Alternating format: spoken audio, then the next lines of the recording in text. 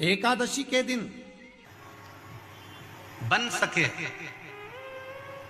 एक बेलपत्र, उस बेलपत्र के मध्य भाग में बीच वाली पत्ती पर लाल चंदन और दोनों पत्तियों पर पीला चंदन, नीचे वाली दोनों पत्तियों पर पीला चंदन, बीच वाली पत्ती पर लाल चंदन और दोनों पत्तियों पर पीला चंदन।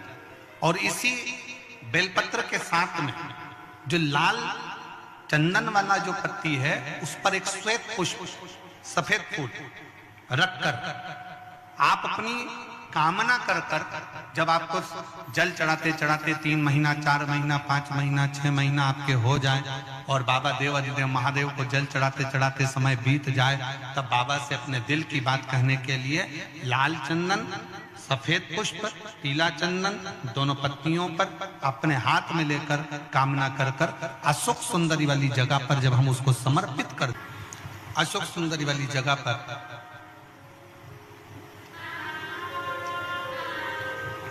ये शिवलिंग जलाधारी और उसके सामने का जो भाग है उसके मध्य भाग में अशोक सुंदरी का स्थान, बस इसी स्थान पर बेलपत्र और श्वेत पुष्प, बीच वाली पत्ती पर लाल चंदन, आसपास की पत्तियों पर पीला चंदन और वो शिवलिंग की सम्मुख में जो अशोक सुंदरी का स्थान है वहां समर्पित कर। उस स्थान ये रोज नहीं करना, फिर ध्यान देना, कभी कभी 4-6 महीने निकल जाएं, 8 महीने निकल जाएं, 3 महीने निकल जाएं, 5 महीने निकल जाएं, उस स्थान, और ये हमने एक बार नहीं बताया, इसको पहले भी वर्णन कर सकते। एकादशी के दिन गंगा के जल में मात्र 7 बेलपत्री डालकर जो नंदीश्वर भगवान अर्थात जो शंकर जी के शिवलिंग के सामने नंदी होता है, उस नंदी के चरण पर गंगा का जल चढ़ाकर बेलपत्री शिव पर समर्पित कर देता है, उसके घर में रुपया रुकना चालू हो जाता है, फिर वो गलत जगह पर नहीं जाता, गलत स्थान पर वो धन जाएगा ही नहीं। बेटा अगर व्यसन में पड़ा हुआ है, मदिरा पान में पड़ा हुआ है, मांसाहार में, जुए आदि में जा रहा है, तुम्हें लग रहा है कि मेरा बेटा गलत मार्ग पर जा रहा है, ये मित्र दोस्ती गलत हो रही है, वो सही जगह पर आ जाए तो हो रही है। 30,000 रुपये महीना, 40,000 रुपये महीना कमा कर लेकर भी आ रहे हो, कमाई तो आपकी हो रही है, 30-40 हजार रुपये महीना आप कमा रहे हो, 50,000 रुपये महीना, 1 लाख, 2 लाख, 4 लाख रुपए आप कमा भी रहे हो, पर आया और चला गया, उसका क्या करोगे?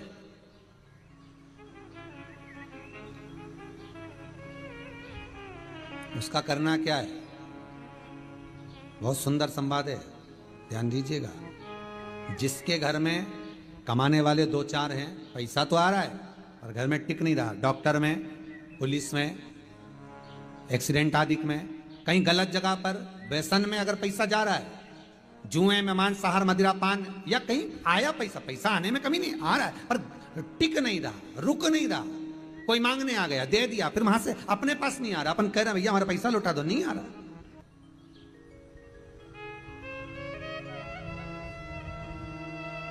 करना है एकादशी।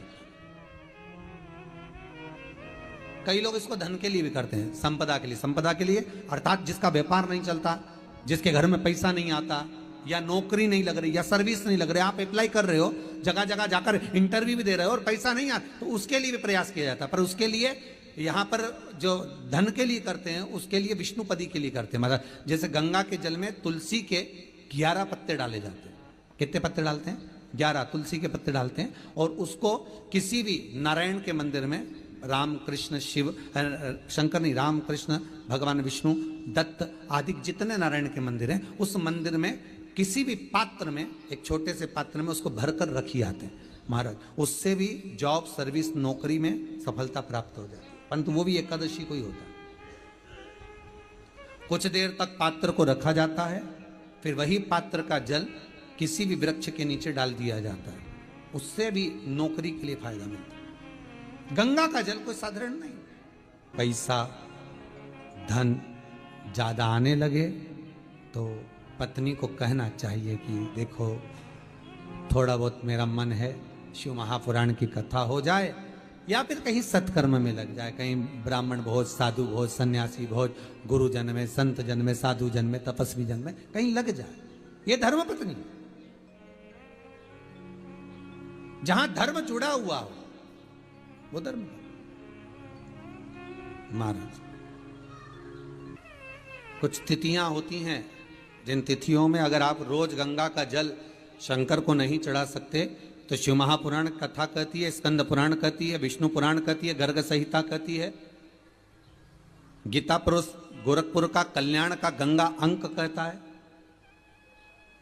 कि कुछ तिथियां भारत की भूमि पर ऐसी वर्णित है जिन तिथियों में भी गंगा का जल हम शिव को अगर एक बूंद भी समर्पित कर रहे हैं, गंगा का जल मात्र एक आधी चम्मच भी, आचमन जितना भी अगर हम शिव को समर्पित कर रहे हैं तो उसका सुख आनंदित है। जैसे पंचमी तिथि, नवमी तिथि, दशमी तिथि, एकादशी, प्रदोष, पूर्णिमा, अमावस्या, ये तिथियां हमारे यहाँ जो दी गई हैं, इन तिथियों में अगर हम गंगा का मात्र थोड़ा सा जल भी अगर जल के पात्र में डालकर गंगा जी का जल थोड़ा सा भी शिव के पास लेकर जा रहे हैं तो ये एक भाव अपने भीतर होना चाहिए कि आप केवल गंगा का जल साधारण शिव मंदिर में समर्पित नहीं कर रहे हो, आप गंगा का जल भले अपने घर से लेकर जा रहे हो और थोड़ा सा भी जल ले जाकर अगर शिव को समर्पित कर रहे हो तो तुम्हारे भीतर यह भाव होना चाहिए कि मैं गंगोत्री से जल भरकर सीधे रामेश्वर में ले जाकर गंगा के जल को समर्पित कर रही हूं। श्रावण के महीने में या अन्य महीने में आप शिव को समर्पित कर रहे हैं, यह आपके भीतर एक भाव उत्पन्न होना चाहिए। एक बात आपको कही थी गुरु महिमा में कि घर से जब निकला करो ना तो भगवान देव अधिदेव महादेव का नाम लेकर श्री शिवाय नमस्तुभ्यम। घर से जब निकलो, कोई कार्य के लिए जा रहे हो तो आप श्री शिवाय नमस्तुभ्यम का स्मरण कर कर जाइए। आप किसी काम के लिए आगे बढ़ रहे हो, श्री शिवाय नमस्तुभ्यम का स्मरण कर कर जाइए। जिस समय आपके मुख से श्री शिवाय नमस्तुभ्यम का स्मरण हो जाए या शिवलिंग का स्पर्श हो जाए या शंकर का अनुमोदन कर कर ओम नमः शिवाय बोलकर या राम बोलकर, कृष्ण बोलकर, शिव बोलकर, आपके भीतर जो रमा हुआ है, आप राम को मानते हैं आप राम को माने, हम मना नहीं करेंगे। आप कृष्ण को माने तो कृष्ण को माने, हम मना नहीं करेंगे। आपका दिल जिससे लगे, आपका चित्त वृत्ति जिससे लगे, और उस पवित्र भूमि में ना जाने कितने साधक, कितने साधु, कितने तपस्वी, कितने संत, कितने महात्मा, कितने जोगी, कितने सन्यासी, कितने ब्राह्मण जन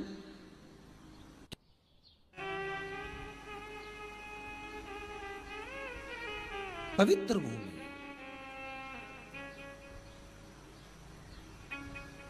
और उस पवित्र भूमि में ना जाने कितने साधक, कितने साधु, कितने तपस्वी, कितने संत, कितने महात्मा, कितने जोगी, कितने सन्यासी, कितने ब्राह्मण जन, कितने विद्वत जन इस भारत की भूमि पर भ्रमण करते रहते हैं, तप साधना करते रहते हैं, उपासना करते रहते हैं, मंत्र जाप स्मरण करते रहते हैं।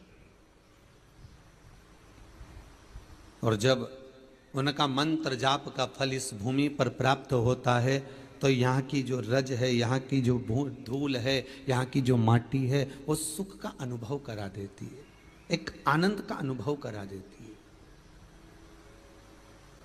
श्री भागीरथ बाबा गंगा जी को लेकर आए।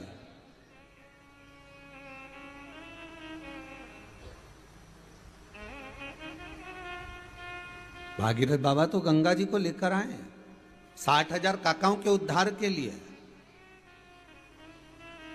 और वो गंगा भी बहती हुई गौमुख से लेकर चलते चलते चलते चलते वो गंगा भी कलकत्ता तक जब पहुंची है, गंगा सागर तक जब पहुंची है, तो उसके घाट पर, उसके तट पर, गंगा महारानी के किनारे पर जितने जितने भक्त, जितने साधु, जितने सन्यासी, जितने साधक, जितने उपासक, जितने जीव रह रहे हैं, ये गंगा उनका कल्याण कर रही है। और जो उसकी शरणागति में जा रहा है, गंगा उसका उद्धार कर रही है। गंगा किसको संवारती है?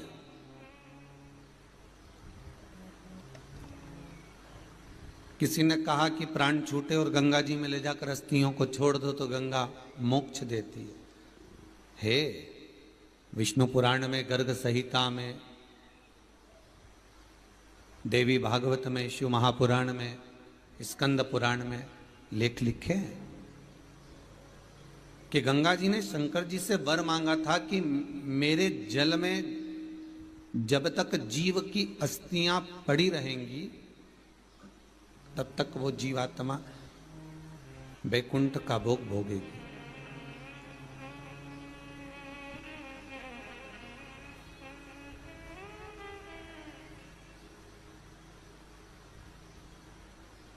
पर गंगा जी ने एक बात और कही है, शिव महापुराण में आपने श्रवण करा ना करा, पर एक बात और गंगा जी कह रही हैं कि मैं तार दूंगी, मैं पापी से पापी जीव का उद्धार कर दूंगी, मना नहीं है। वैसे भी तो भारत की भूमि तो पावन पावन नदियां सारी की सारी जितनी भी हैं ये भारत की भूमि पर है, ये भारत माता पर विराजमान, सारे के सारे पावन तीर्थ इस भारत की भूमि पर विराजमान है।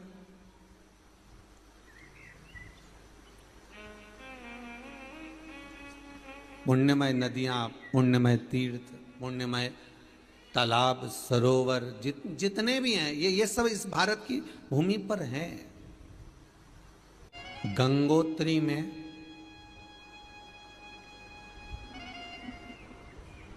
आप लोग गए होंगे, कई लोग गंगोत्री, बद्रीनाथ के जो 4 धाम हैं,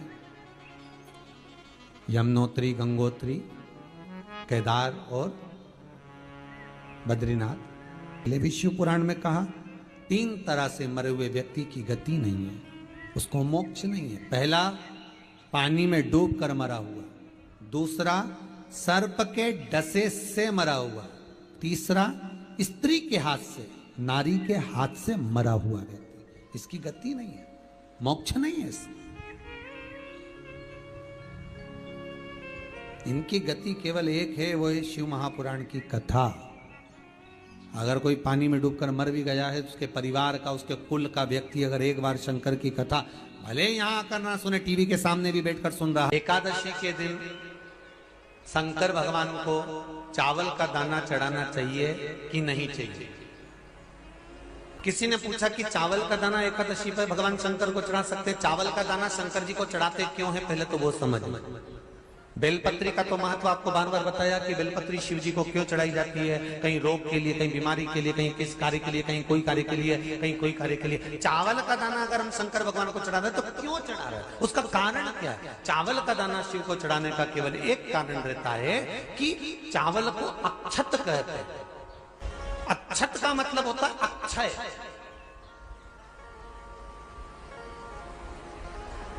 अभी हमारे यहां एक तिथि आने वाली है, अक्षय तृतीया। उसका मतलब क्या होता है? अक्षय, जिसका कभी क्षय ना हो। जब हम भगवान शंकर को चावल का दाना चढ़ाते हैं, जैसे बहुत ध्यान दीजिएगा महाराज, बहुत समझने वाली बात है, बहुत ध्यान से। चावल का दाना हमारे मस्तक पर तिलक करने के बाद पंडित जी क्यों लगाते हैं कि भगवान जैसा समय आज चल रहा है, आप पूजन कर रहे हो, पाठ कर रहे हो, दान कर रहे हो, पुण्य कर रहे हो, सत्कर्म कर रहे हो, भजन कर रहे हो, मेरा देव अधिदेव महादेव, मेरा नारायण, मेरा सत्यनारायण भगवान, मेरा राम जी, मेरा विष्णु जी, मेरा भागवत मैया, मेरी रामायण मैया, ब्राह्मण मस्तक पर तिलक लगाने के बाद चावल इसलिए लगाता है कि जैसा समय आज चल रहा है, भगवान तुमको ऐसा ही समय बनाकर रखे और तुम ऐसे ही 4 चांद लगाते रहो, दान पुण्य संकीर्तन करते रहो। इसलिए मस्तक पर चावल का दाना लगाया जाए।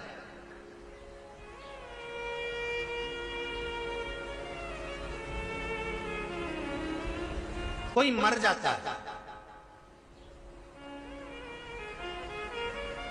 मरने के बाद जब तक पगड़ी नहीं होती तब तक माथे पर तिलक, चावल का दाना लगाया जाता है।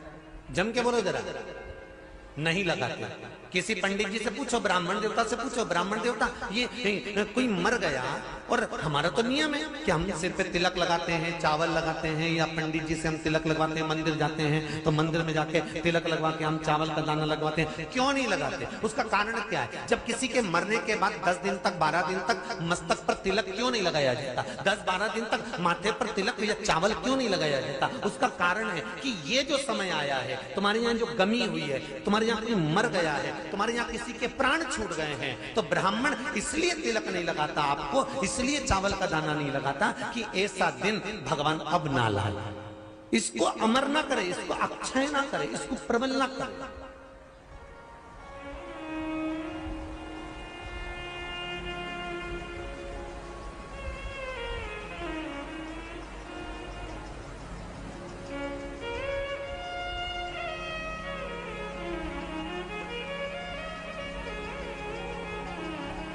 और जब चावल का दाना, तो यहां शिव महापुराण की कथा करी, चावल का दाना हम शिव जी को क्यों चढ़ाते हैं, भगवान को क्यों समर्पित करते हैं, भगवान की पूजन में अक्षत क्यों समर्पित करते हैं, चावल क्यों समर्पित करते हैं, उसका कारण क्या है। तो कहा आज मैंने जब चावल का दाना आपको समर्पित करा है, जिस भाव से, जिस विश्वास से, जिस श्रद्धा से, जिस मन से मैं आपको रिझा रही हूं, हे भोलेनाथ मेरी ये मनोकामना पूर्ण कर, इसको अक्षय कर देना, इसको अमर कर देना, बस इतनी कृपा आप कर। किसी ने पूछा एकादशी के दिन चावल चढ़ाए कि नहीं चढ़ाए, तो यहां तो सीधी सीधी बात है, बीमारी देखकर थोड़ी ना आती है कि नवरात्र चल रहे हैं कि सावन का सोमवार चल रहा है, बीमारी तो बीमारी। तुम चावल मत खाओ। तिरुपति कौन कौन गया, हाथ उठाओ, ठीक है। जगन्नाथ जी कौन कौन गया, हाथ उठाओ, हाँ ठीक है। द्वारका जी कौन कौन गया, हाथ उठाओ, ठीक है। बद्रीनाथ कौन कौन गया, हाथ उठाओ, ठीक है।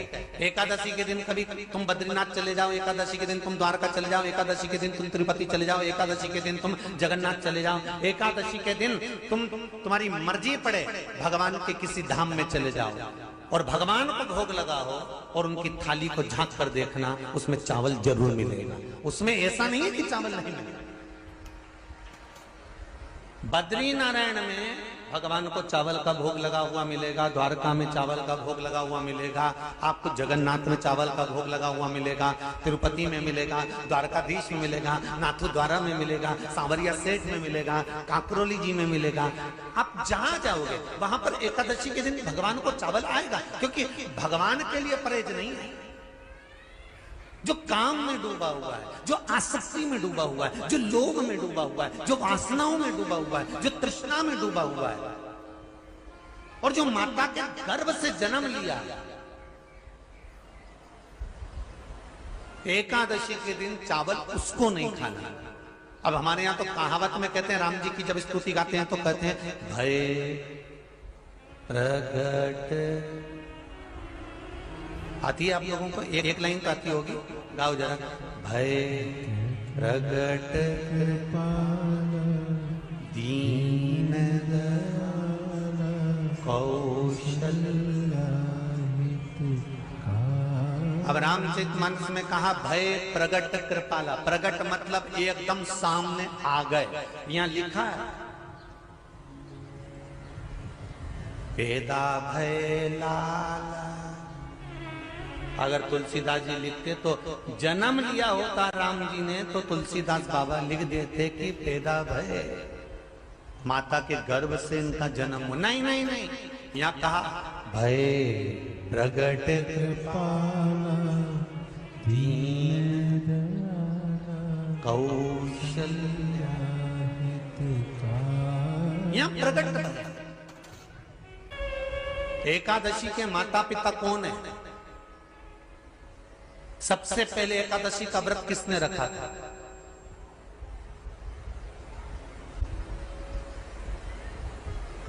एकादशी का जन्म स्थान कहां है? दुनिया के लोग बहुत प्रश्न करते हैं, राम जी अयोध्या में हुए थे, भगवान कृष्ण मथुरा में हुए थे, तो एकादशी कहां हुई थी? तो उसको बताना तो पड़ेगा कहां हुई थी।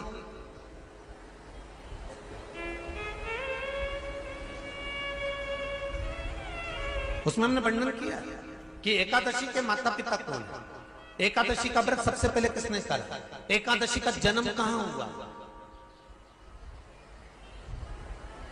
एकादशी को क्यों चावल नहीं खाते, एकादशी के दूसरे दिन चावल का दाना खाना क्यों जरूरी है।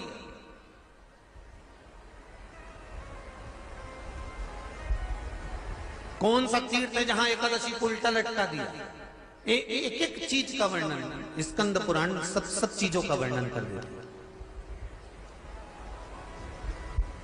प्रत्येक तो यहां जो वर्णन आया कि आप मनुष्य जो माता पिता के गर्भ से माता के गर्भ से जन्म लिया हो, संसार में जिसका जन्म हुआ हो और मृत्यु लोक में गर्भ की कैद में रहने के बाद जन्मा हो, उसको एकादशी के दिन चावल नहीं खाना चाहिए। महाराज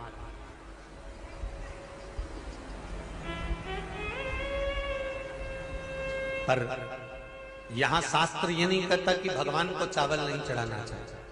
यहाँ शास्त्र कहता है आप शिव जी को चाहे एकादशी हो, चाहे द्वादशी हो, चाहे प्रदोष हो, चाहे पूर्णिमा हो, चाहे अमावस्या हो, चावल का दाना आप भगवान शिव को समर्पित कर सकते हो। और ज्यादा नहीं, शंकर कभी ये नहीं कहते कि मुझे बहुत सारा चढ़ा। शंकर जी की कथा कहती है कितना, मात्र एक चावल का दाना। हम तो उनसे भी कहेंगे जो लोग कहते हैं ना कि हम आज हमारा सावन का महीना है तो आज हमें भगवान को 1.25 लाख बेलपत्र चढ़ाएंगे, तो कोई कहता हम 1000 बेलपत्र चढ़ाएंगे, तो कोई के हम 5000 चढ़ाएंगे, कोई के हम 50,000 चढ़ाएंगे। मेरा निवेदन केवल इतना है, तुम तो एक चढ़ा। और ये भी जरूरी नहीं है एक बेलपत्र भी कब चढ़ाई जाती है शंकर भगवान को, जब तुमने किसी एक बेलपत्र का पेड़ लगाया होगा और वो पेड़ बड़ा हो गया होगा, तब तुम हकदार बनते हो कि किसी के पेड़ की बेलपत्र तोड़कर शिव को चढ़ाई जाए। मान लो कोई व्यापार, कोई दुकान, कोई फैक्ट्री आपकी ठीक नहीं चल रही है, आप ठेला लगा रहे हो, सब्जी की दुकान लगा रहे हो, कोई दुकान खोल कर बैठे हो, कोई फैक्ट्री लगा कर बैठे हो, कोई व्यापार कर रहे हो और उस व्यापार में तुम्हें आनंद नहीं आ रहा, बहुत तकलीफ चल रही है, बहुत तकलीफ, सब कुछ करके देख लिया पर वो तकलीफ मिटी नहीं रही। तो थोड़े दिन, थोड़े समय किसी भी शंकर के मंदिर में बटकेश्वर महादेव के नाम से एक बेलपत्र चढ़ाने का तरीका जरा समझ लेंगे। आप अगर जिस दिशा में खड़े हो, अगर आप शंकर के शिवलिंग के इधर हो तो बेलपत्री का डंडी का मुख आपकी ओर होना चाहिए। आप इधर हो तो डंडी का मुख उधर हो, आप उधर हो तो डंडी का मुख उधर हो, आप इधर हैं तो डंडी का मुख इधर हो। बटकेश्वर महादेव के नाम से शंकर जी के मंदिर में एक बेलपत्री पर डंडी का मुख अपनी ओर होना चाहिए। जो डंडी है इसका मुख अपनी ओर। बटकेश्वर महादेव के नाम से एक बेलपत्र शंकर भगवान को